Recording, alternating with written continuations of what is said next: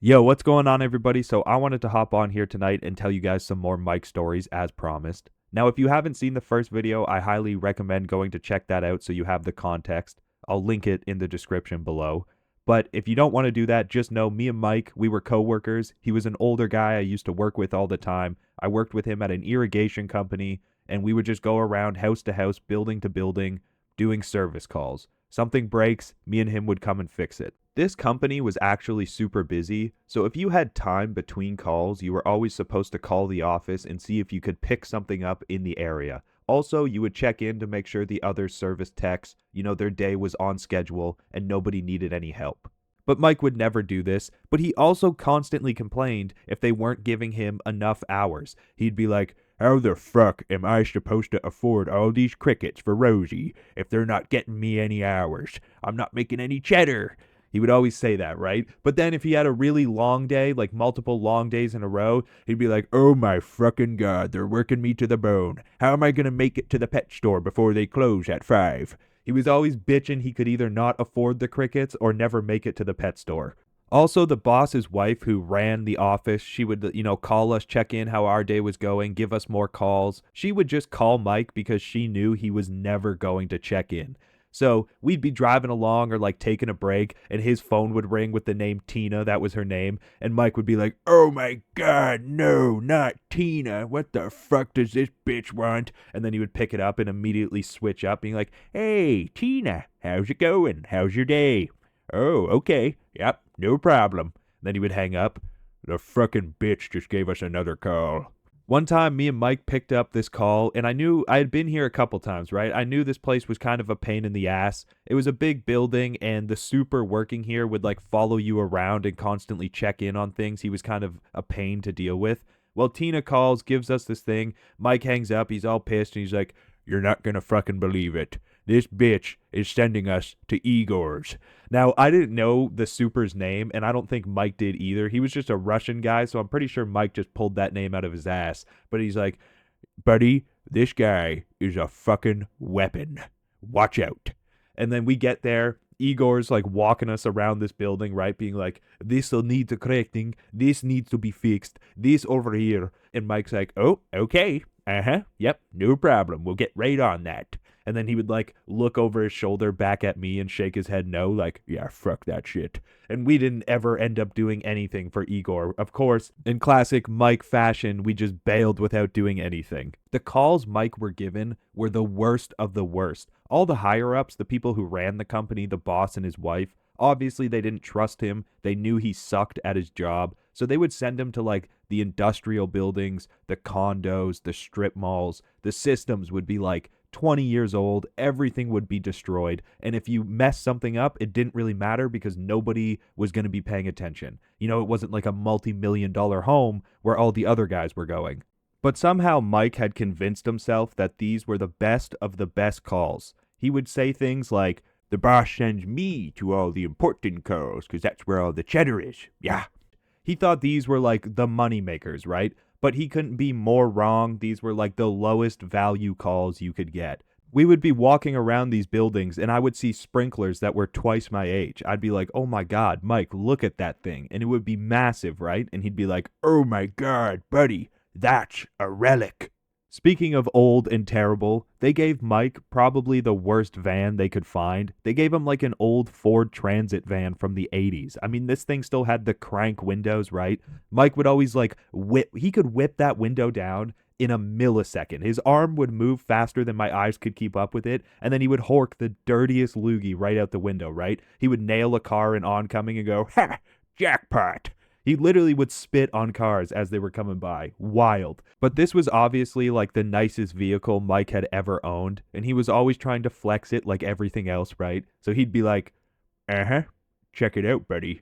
The boss gave me the new Ford." He thought it was like the best vehicle ever. All the other guys were rocking these decked out, brand new Sprinter vans with shelves. Everything was organized. You could stand up in the back. Mike, His van, you couldn't even like crouch in the back. There was no room for anything. The radio in this van didn't work at all. If you turned the volume down, it would get louder. If you turned it up, it would get louder. The volume was just constantly cranked and the thing was deafening, right? So I didn't know this, and when I first started working with Mike, I reached to turn it on while we were driving down the highway, and he was like, "Wait, no!" And he like went to go stop me, but I already hit the thing, and of course it was just blasting at like 6 a.m. and we were both pissed. We had to pull over on the side of the highway to try and like get this thing to turn down, but we couldn't. And Mike was like, "Fuck it, buddy, watch this." And he went in the back, grabbed a mallet, and just smashed the thing into the dash, and it went like busting into a million pieces. Like I said in my previous video, Mike would smoke like 18,000 cigarettes a day. I mean, the guy literally had a scar on his chest because he had a procedure done where he had to get his lungs scraped. He would say that, right? He was like,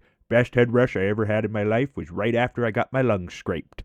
Well, once in a while, Mike would try and quit, probably because he thought he was going to die. So one of the days I worked with him, he quit and he came in that day telling me he was off the smokes, and we get in the van and the ashtray is still there from the day before. Mind you, the day before he probably had about 3 packs. So it's not like this guy had been off it for a month. He was literally off it for like max 12 hours. And we get in the van and he's like, "Oh my God, the smell of that ashtray is making me sick." He was like repulsed by it. We get downtown, we start going to our calls. There's like people outside of buildings smoking cigarettes, right? Or smoking near the van. And Mike is just like, "Fucking makes me so mad. These people don't have any decency smoking near us. What if we don't want to inhale that shit?"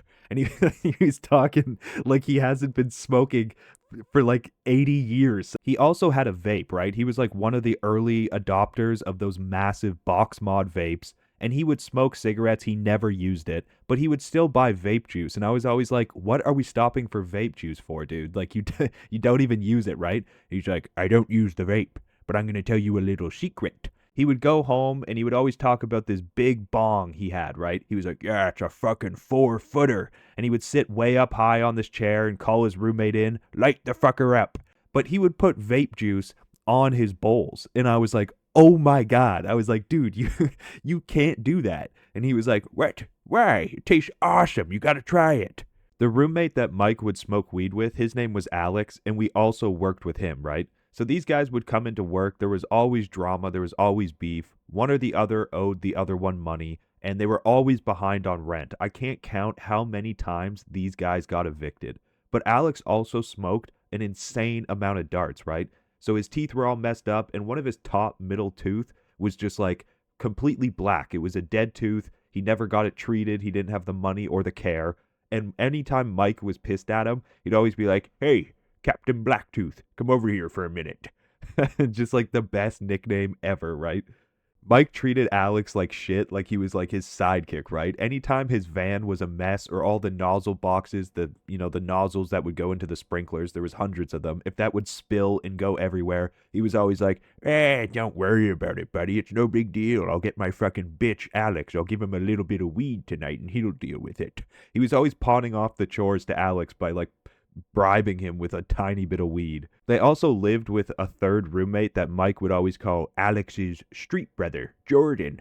So anytime they were getting evicted because they were behind on rent, Mike would come in all pissed off, being like, "Alex and his stupid fucking street brother Jordan, they owe me 3 months rent. Last time I'm ever putting my name on a lease with those fuckers." And then like literally 2 days later, they were all signing a new lease together. Mike did have one weakness, though. He used to be an arborist, he said, and at one of the jobs, a tree got cut and it smoked him right in the side of the head and it knocked him out. He was legally dead. A fucking coniferous took me out. But he was left with a hairline fracture from the middle of his forehead all the way to the back of his head. And he would always say, "I have a hairline fracture from here all the way to here. Yeah, if I take one more hit to the noggin, I'm gonna die." He was like always so concerned with people accidentally hitting him in the head. So sometimes we'd be working at these buildings and we'd be like tucked around a corner or near a door, people coming in and out, and they'd almost hit him, right? And he'd jump back and be like, "Whoa! Oh my God, if that had hit me in the head, I would have died." And the people are just looking at him like, "What?" Mike's taste in women was absolutely insane. Like I said in my original video, he was about 60 pounds, and he would always say to me, "If she weighs more than me, No thank you. So basically his standards were like she has to be currently addicted to crack. And I would often just like fuck with him and point out like massive women, like 400-pound girls, and be like, hey, Mike, check her out. Like, that's your type, right? And he would always be like, what? Are you fucking nuts? Look at that fucking whale. Lose some weight, fat ass. And the window would be like down. And then we'd see like a tweaker, 20-pound, middle aged woman who was just rough looking. And Mike would always say, buddy, check out the yummy mummy. That's what he would always call them. Kind of gross, honestly. That one's not that funny. That one always kind of grossed me out. But it's hilarious that he thought like these currently addicted to hard drugs women were attractive. We were outside of a Tim Hortons one time, and me and him were getting like barraged by fucking homeless people, and he was like yelling at them, whatever. And then we get back to the van. Well, there was a wig next to the van, a weave, right? And Mike, for some reason, was just like, oh my God, buddy, look. And he's like pointing at the weave on the ground. He's like, I bet you last night 2 prostitutes fought it out right here, and one of the bitches ripped the other one's weave out. Dirty, filthy prostitutes. I mean, word for word, that's what he said to me.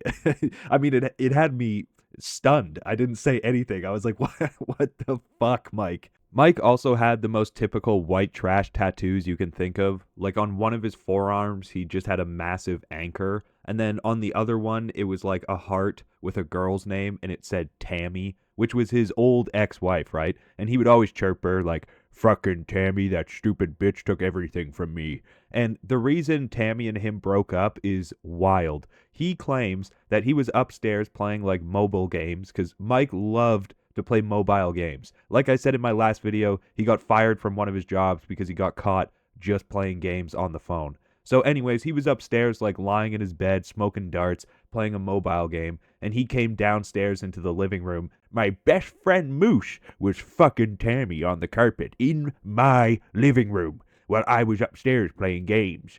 That was what he claimed happened. His boy fucked his girl while he was playing mobile games upstairs, and they, divorced. Anyways, I could go on and on like I always say about Mike stories because I have thousands of the things, and it's also just really fun. Telling these stories is hilarious to me because I think Mike is like the funniest person to ever exist. But if this video is also well received again like my last one, I'll definitely put out more Mike stories. I have an idea for my next one. Maybe I'll do like the craziest calls me and Mike ever went to because there was a ton of those. The scariest call I ever went to in my life, like one of the most scariest moments, was with Mike. So that would be a pretty good video. Anyways, if you made it this far, I appreciate you. Peace.